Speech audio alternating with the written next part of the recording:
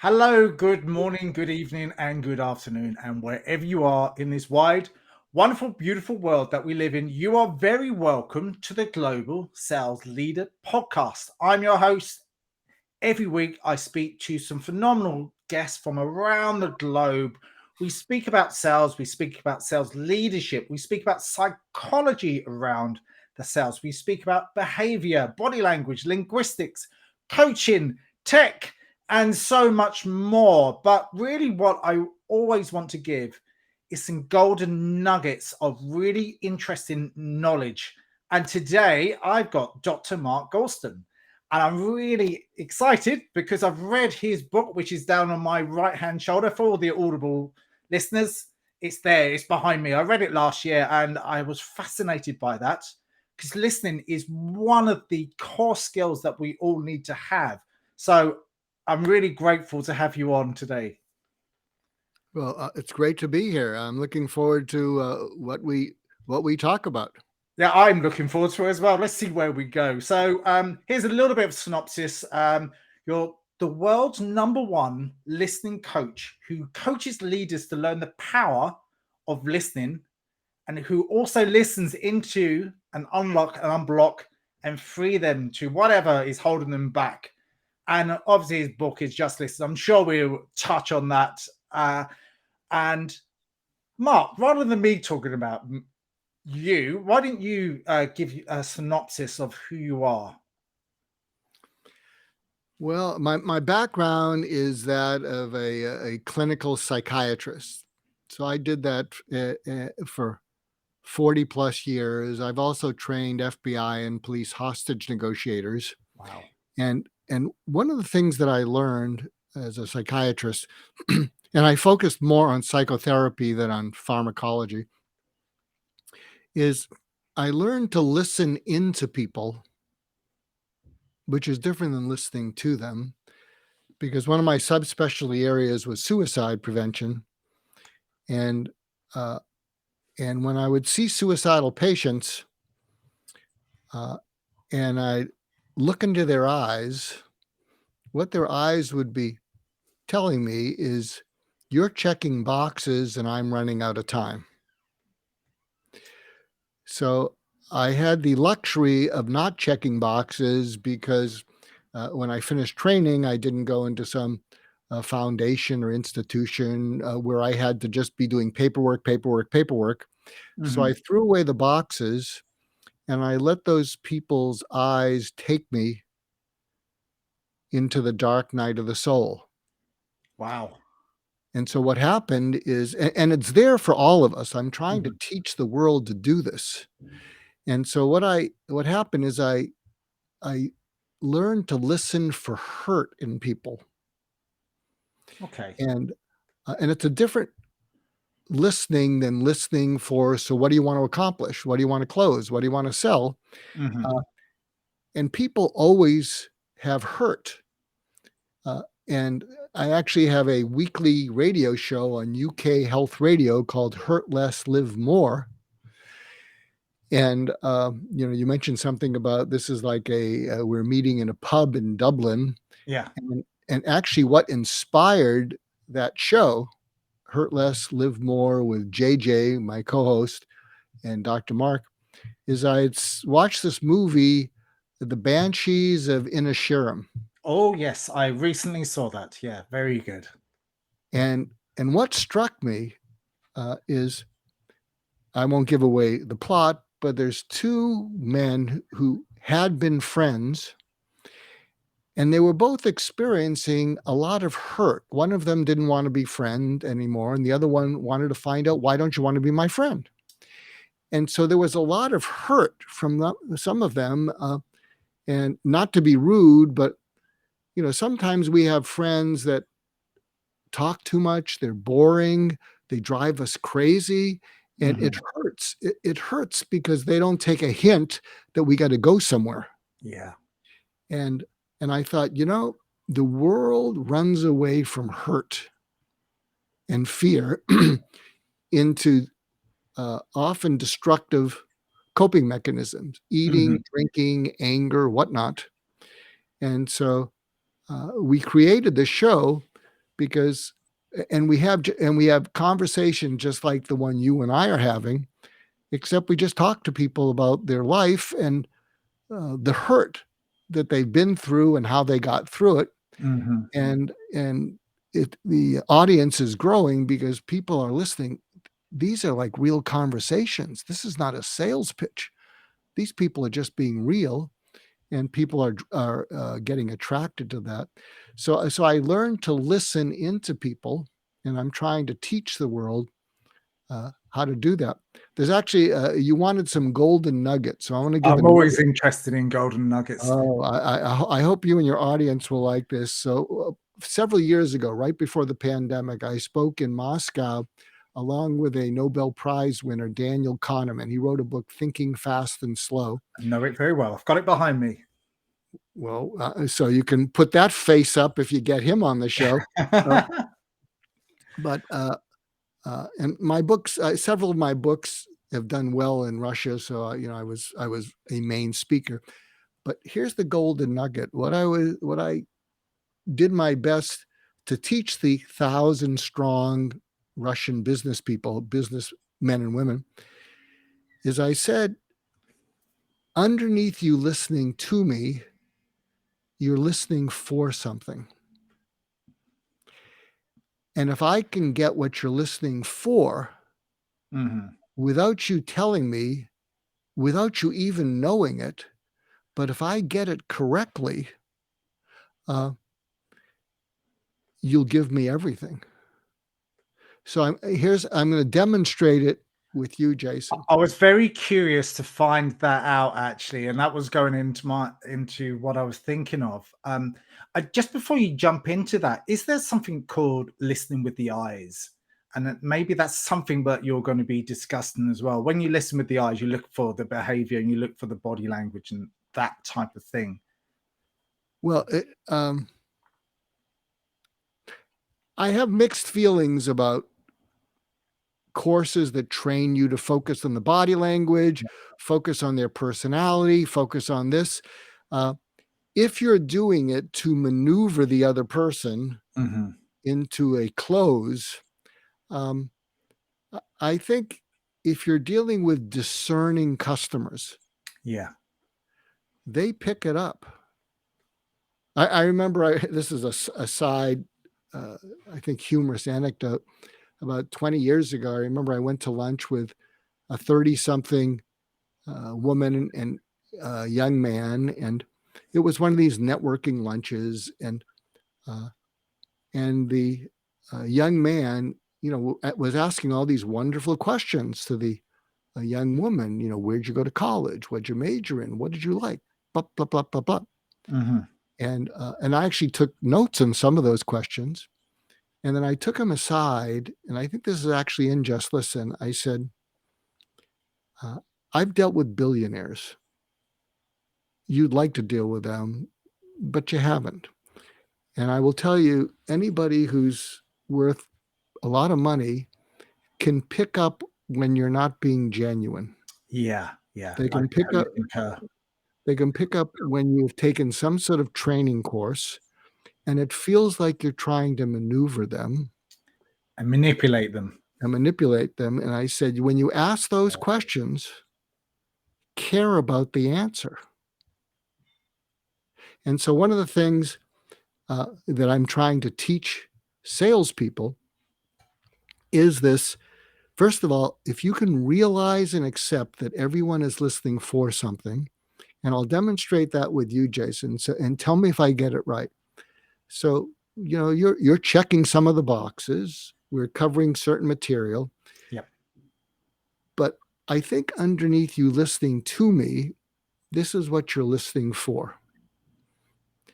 I think what you're listening for are guests who can give your listeners and viewers immediate value and things they never would have thought of. I think the last thing you want to do is waste your listeners or viewers' time. Absolutely. So they trust and have confidence that you'll give them value, and you want to honor that by not wasting their time. And you're also I think listening for guests who, well, they may have a best-selling book, but they're awful.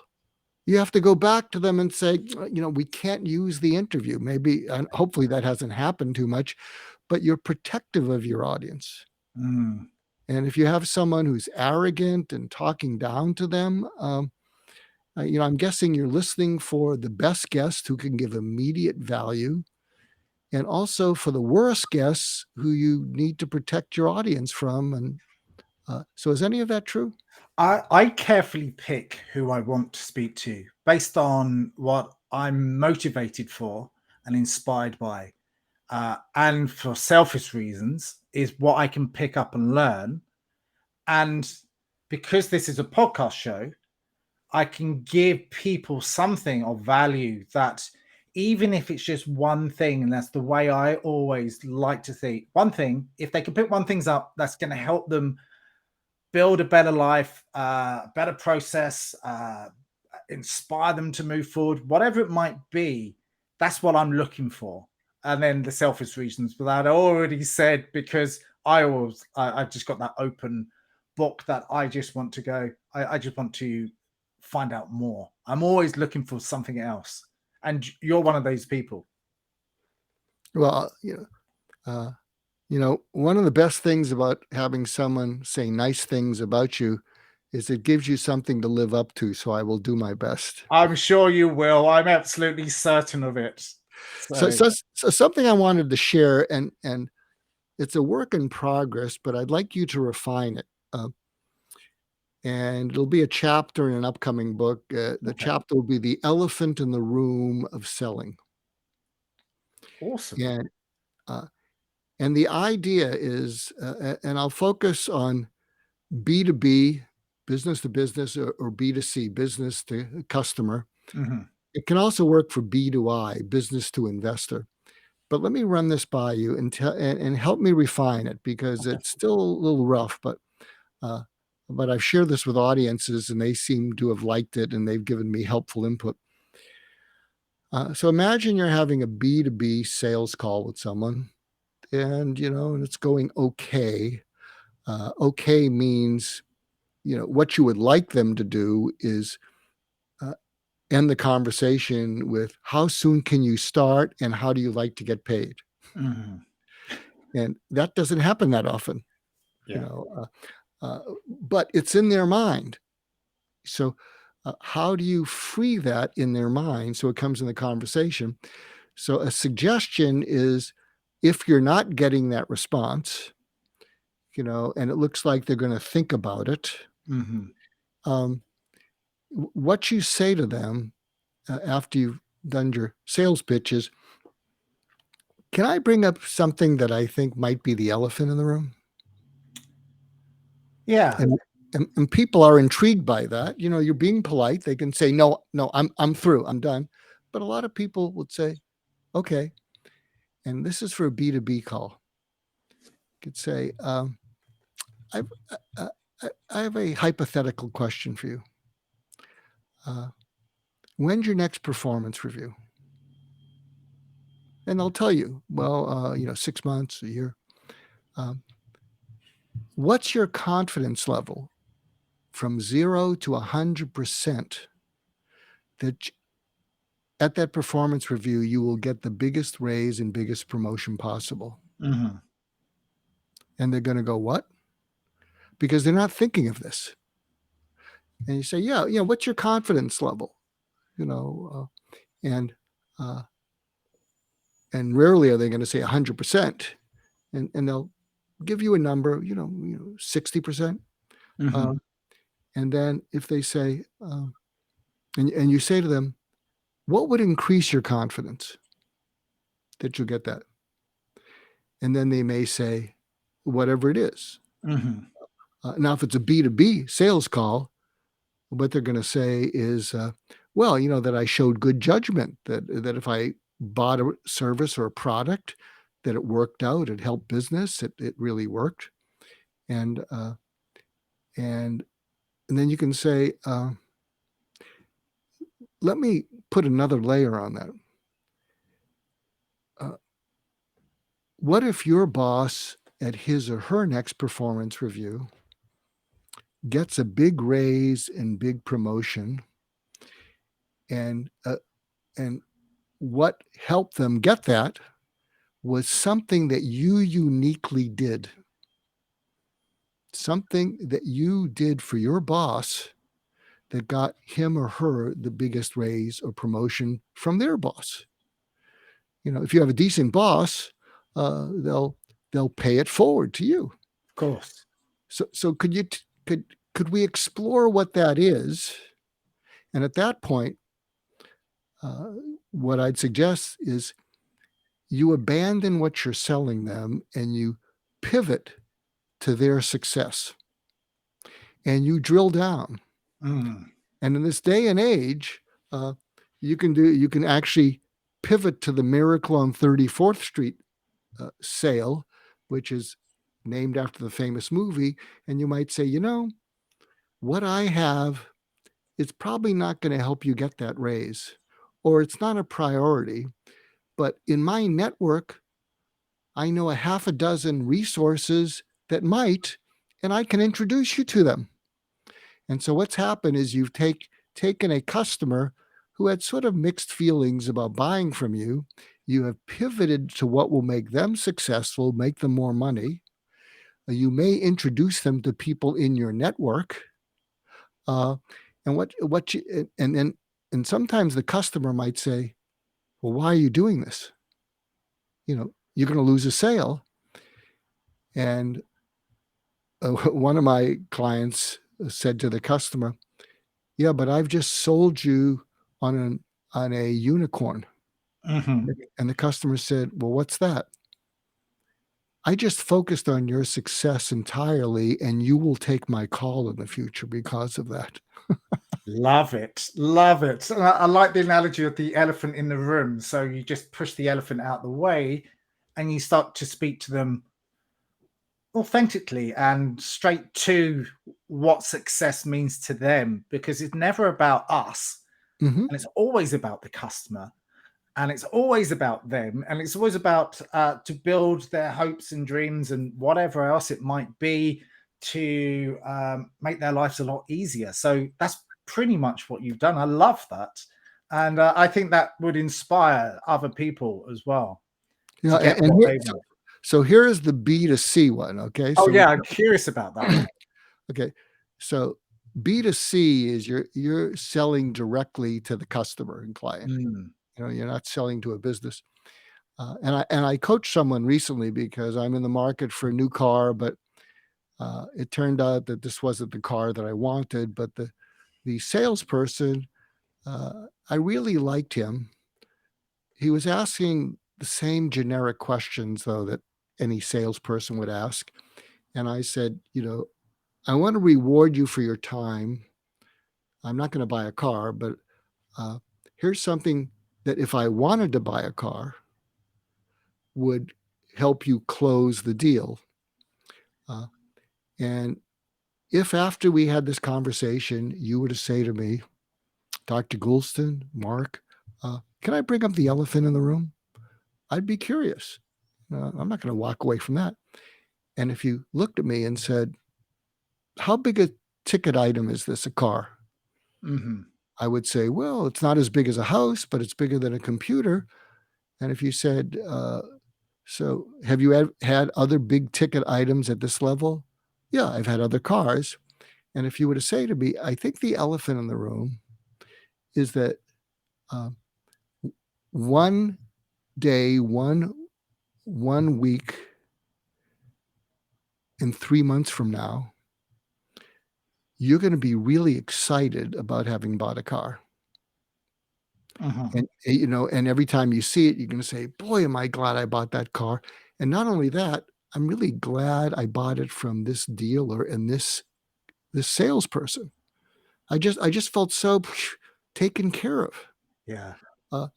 And the last thing you or I want is for one day, 1 week, 3 months from now, you say to yourself, what the heck did I buy this for? What was I thinking? Why did I spend that money? Oh, I'd like to return the car. I just feel awful.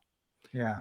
So the elephant in the room is, I want you to have the first experience, because if you have the second experience, you're never coming back to this dealership or me again. Absolutely. And it And let sounds me, like this is the story of your new book. Is it actually going to be called that, or are you going to call it something else?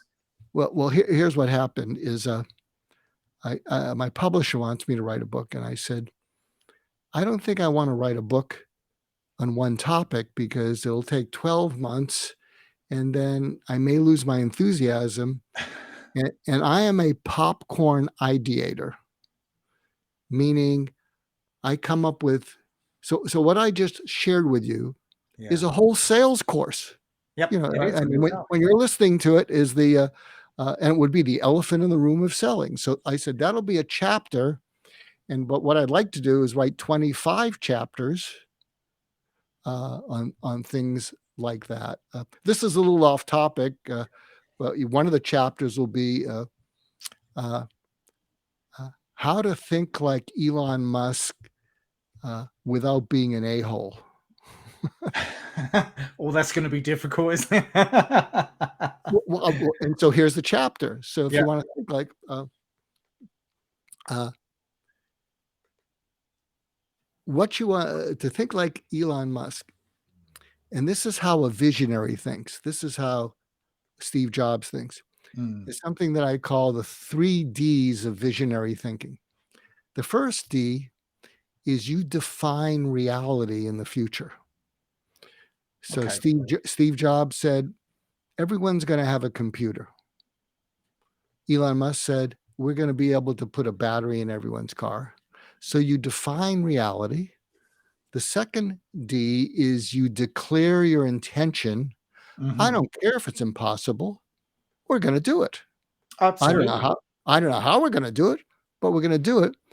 And the third D is you decide a strategy to make it happen. So those are the 3 Ds of thinking like Elon Musk. If you're someone who fancies yourself as a visionary, a future visionary, one of the other things that both Elon Musk and Steve Jobs and others like them have is they could go seamlessly between divergent thinking and convergent thinking. So, Okay.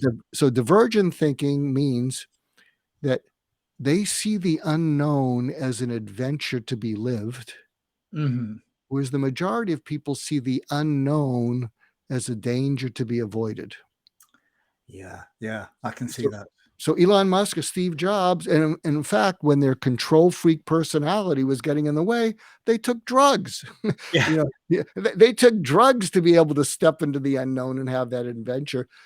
But they could also seamlessly have convergent thinking and have it land on a product or a service. Mm. That's the same as the Richard Branson approach as well, really. That's the visionary thinkers and how to inspire and sort of think uh, outside the realms. I'm not going to say outside the box because everyone says that, but outside the realms of normality, which I love that. Have you ever heard of the Disney thinking process distilled by Robert Dilts, which is fairly much like that, where you think of an idea and you just push it to the absolute Mm. extremes and thinking of the most ridiculous things it can possibly do, like a flying car and all of that. Then you build it down to a critic and you criticize everything and then you make it into realistic. Oh, Same I as love Walt Disney back in the 1940s. So that's the Robert Dilts process of distilling a visionary idea and just pushing it out there. It's a wonderful way of thinking.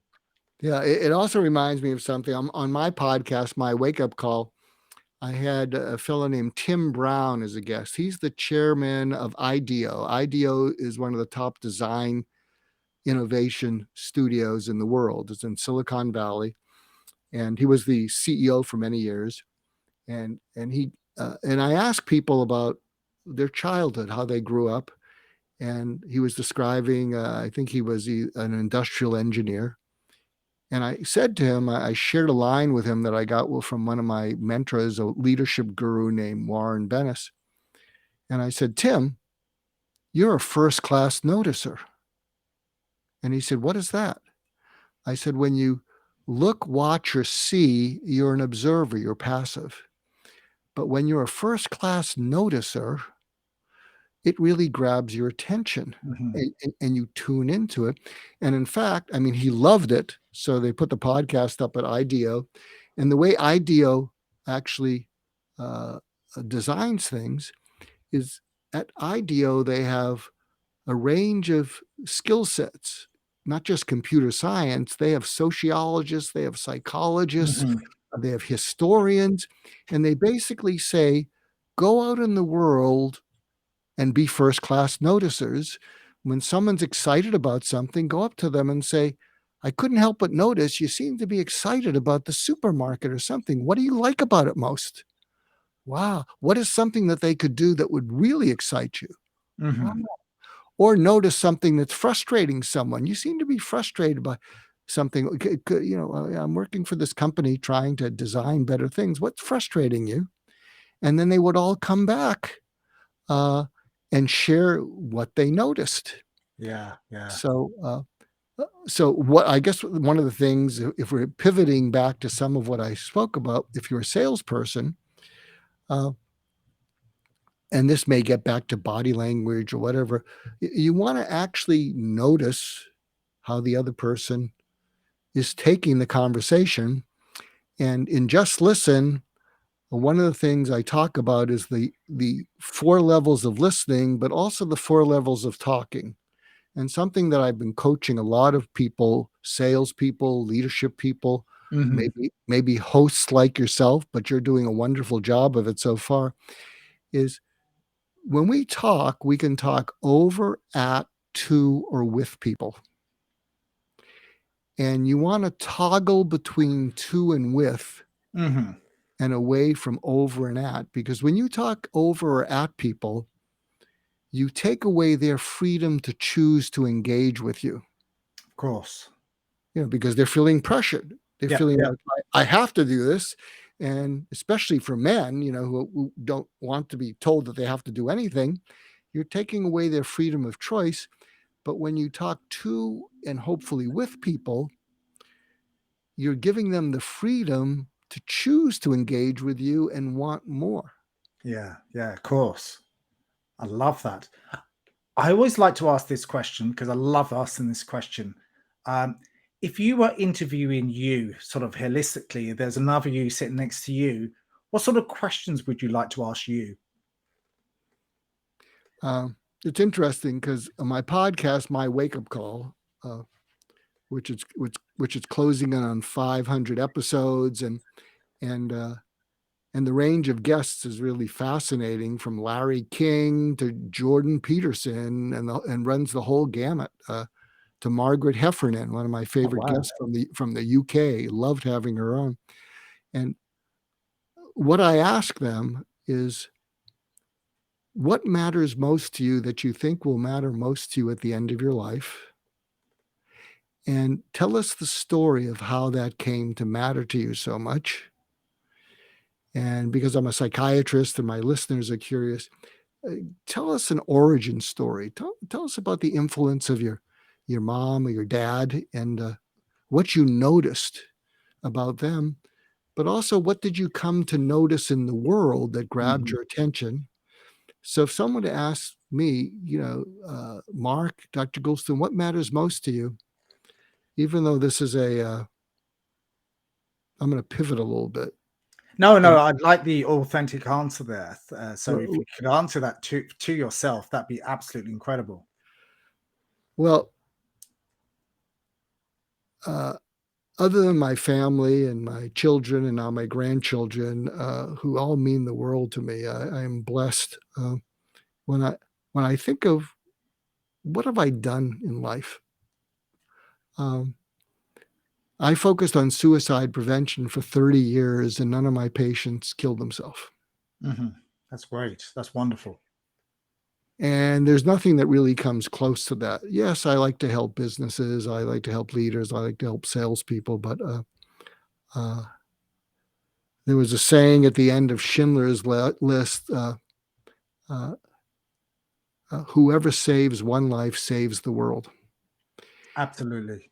And so I'll pivot a little bit because actually I've become very close friends with a fellow named Jason Reed, and his 14-year-old son died by suicide 5 years ago, changed his life. He did a documentary based on one of the suicide notes, which was Tell My Story, which is available on Amazon Prime. And I was one of the experts, so that's how I met Jason.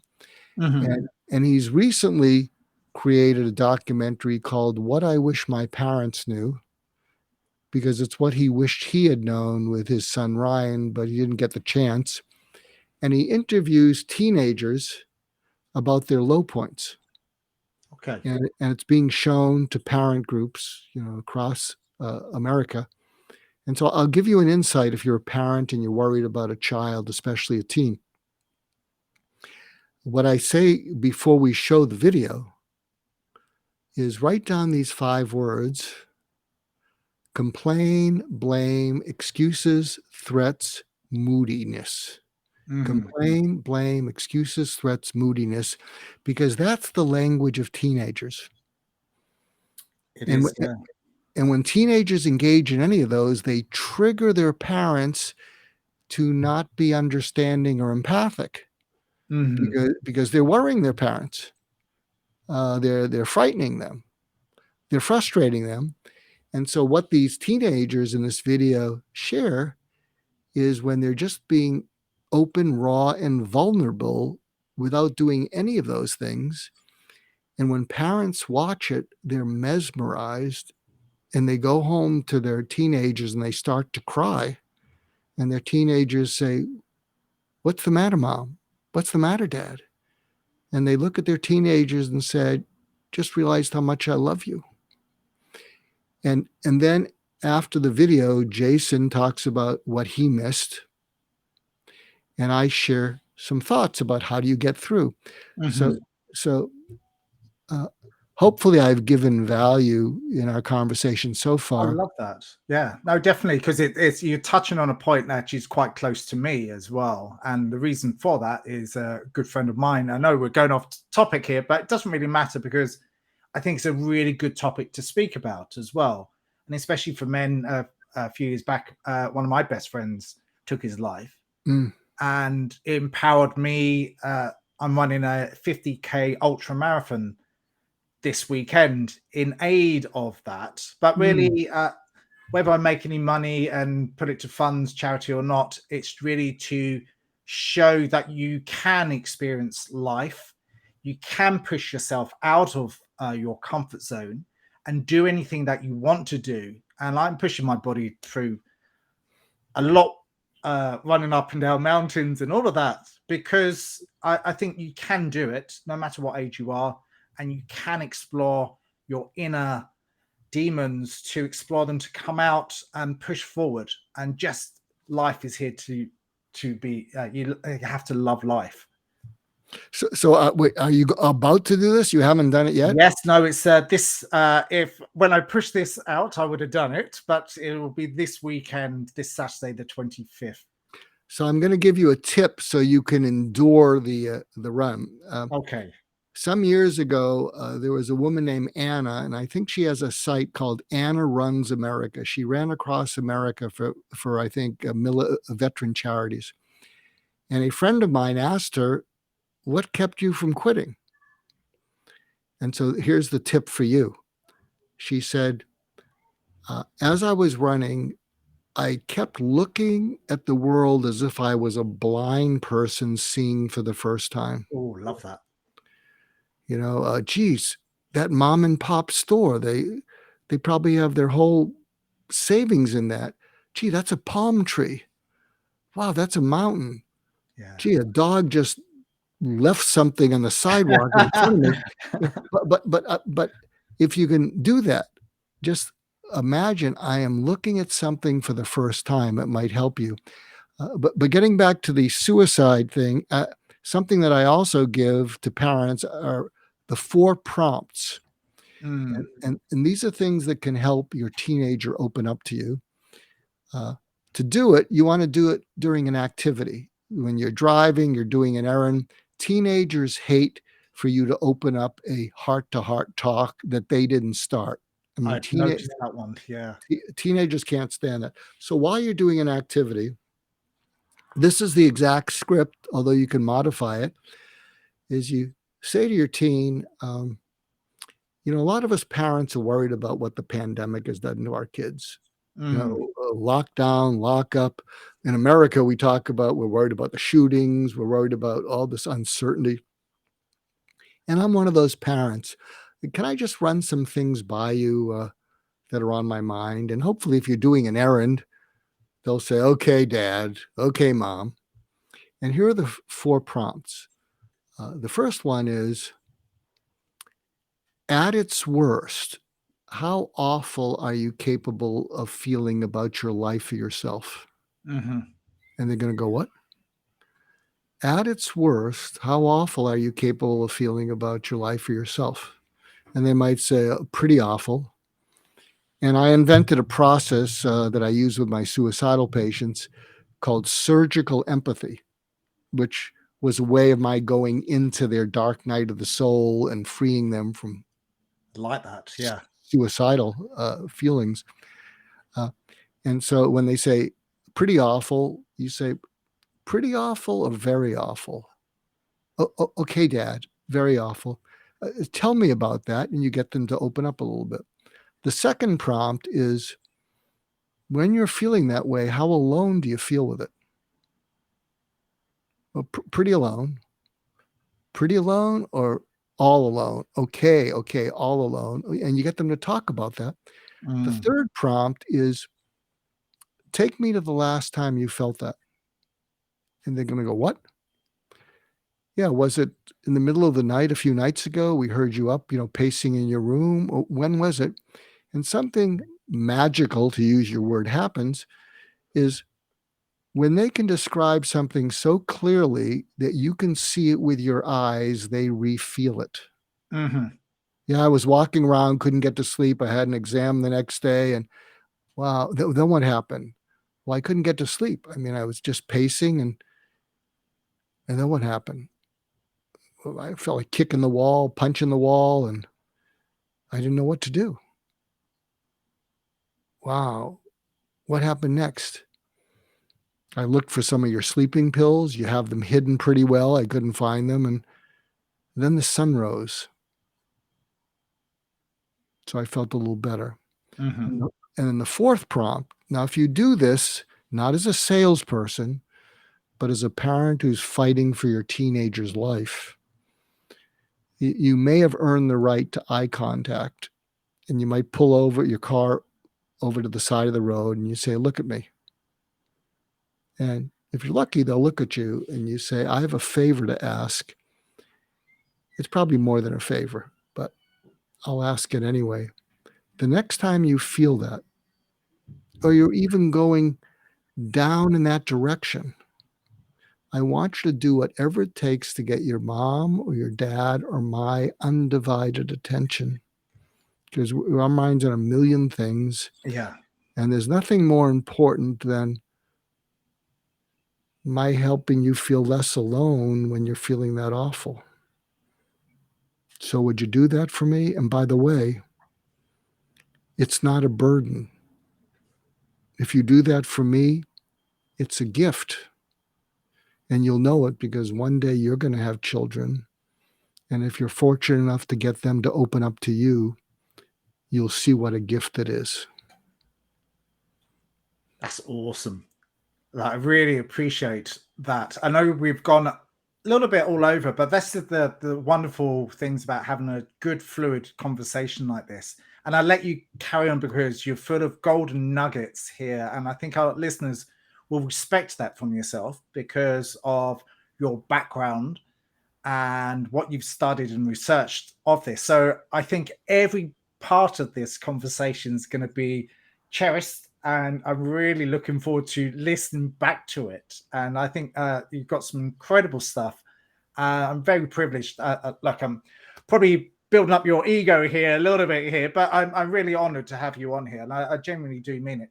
And how can people find out a lot more about you, Mark? Well, then go to my website, markgoldston.com. It's not as current as I'd like it to be because My LinkedIn presence is more something that I attend to, and I'm listed there as one of the world's, or maybe the world's leading listening coach. Part of that's because I've been doing it for 40 years. And my book, Just Listen, it came out in 2009. And a few weeks ago, it was listed on a list of the best communication books of all time. And it reached number 2. Wow. So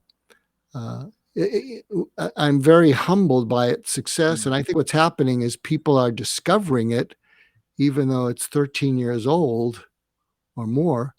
And it's like new for them. Oh, geez, I just read this book. And it's so I'll share kind of a funny story, which will be one of the chapters in the next book. And that chapter is going to be called why you don't listen, why you should, how to get started. And it starts with an anecdote. This is a true anecdote. I was walking to my office some years ago, and there were 2 drunken, bare-chested men mowing their lawns, bantering to each other.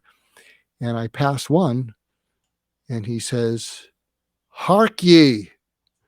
Pray tell us the secret to peace on earth for ye to pass."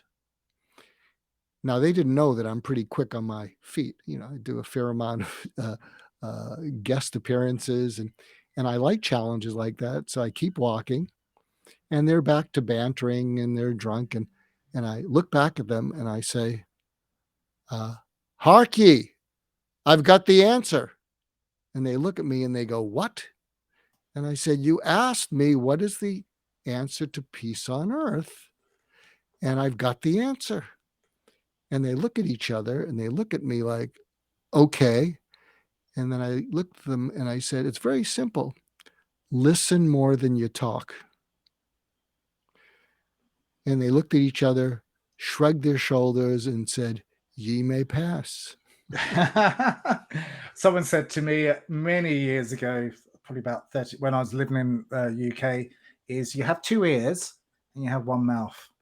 Now, you use the things that are on the side of your head more often than you do that. And Absolutely. I've always had that, and always stayed with me to be true. And you discover so much more, which is phenomenal. One of my late mentors was a fellow named Warren Bennis. He's very well known in leadership circles. And one of his favorite quotes was, "Be more interested than interesting. Be more fascinated than fascinating. Don't be a spotlight. Don't be what the spotlight shines on." Mhm. And I think it's wonderful advice. It's something I have to learn because your listeners or viewers are going to say, Jason, for a guy who wrote a book on Just Listen, he just didn't shut up. But I learned from the master, so I'm listening to you. So that's what I wanted to do. Good. Yeah, I want to leave one final tip for all of your viewers and listeners. And I mentioned it, having gone to Moscow, and something I'm trying to teach the world. If you're in any conversation with a spouse, with a customer, with an investor, you can try it with teenagers, but they're really slippery. If you get a sense that the conversation isn't going very well, say to that person, "Can we stop for a moment?" And they're going to go, "What?" "Yeah, can we stop for a moment?" And hopefully that will confuse them enough to stop for a moment as opposed to escalating. And then you say, "When we began this conversation, you were listening for something and you didn't hear it. Mhm. In fact, I get a sense that we got further and further away from what you were listening for. Can you tell me what that might be? Because maybe we can still save it. I love that. Yeah, that's very cool. I'm going to remember that one. And after this, I will pull down the transcript and remember that myself to use and utilize that. So that's wonderful. Mark, you've been absolutely an awesome guest. I've enjoyed every moment of it. And I'm looking forward to re listening to this. And I'm sure my guests and the audience will definitely listen to this as well and see you. And your books is, I know we've spoken about it. It's Get Out of Your Own Way, Talking to Crazy, and Just Listen, which is just behind you on your left-hand side. I think is on your left-hand side. No, your right-hand side. Well, Yes, I'm right. it's a reminder to me to shut up. Thank you once again. You've listened to the Global Sales Leader podcast. I am your host, Jason Cooper, and every week I speak to some phenomenal people from around the globe. And this week has been very special indeed. Thank you once again, Mark. Thank you.